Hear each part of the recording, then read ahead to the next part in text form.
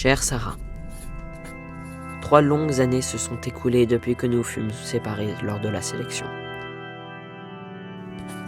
3 longues années que je n'ai pas ressenti tes lèvres contre les miennes, que je n'ai pas contemplé la beauté de tes yeux bleus comme la mer.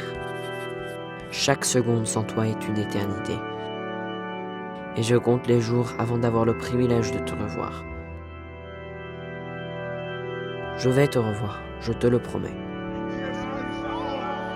Chaque nuit, je rejoue dans ma tête le moment où nous fûmes séparés.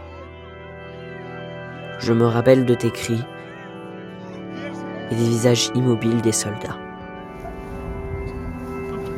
Je me rappelle surtout de ce jeune homme qui, en essayant de fuir, s'est fait brutalement tirer dessus. J'avais ce rêve en moi, que des soldats américains viendraient nous libérer. Il n'y en avait que 3, et ils marchaient lentement dans un champ. Mais je savais qu'ils venaient nous secourir.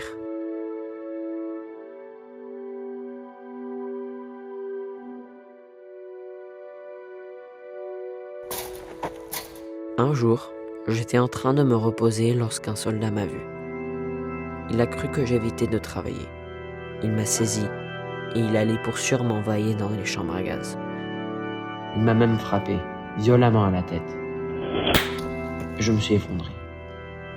En parlant avec son commandant, il a réalisé que les Américains arrivaient.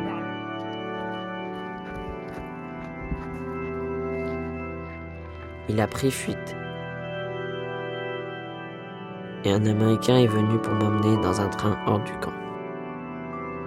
En marchant vers les trains, je passais à côté des barrières du camp pour la dernière fois. Je regardais les cabines des officiers, les cages vides, et j'étais soulagé de quitter ce camp à jamais. Après mon temps dans les camps, tous les soirs je faisais le même rêve. Je l'ai finalement compris. Dieu ne m'a pas choisi. Il m'a condamné. Condamné à une vie où je suis forcé à revivre les horreurs d'Auschwitz. Avec les souvenirs de toi qui me pèsent dans le cœur, je me retrouve donc sans choix.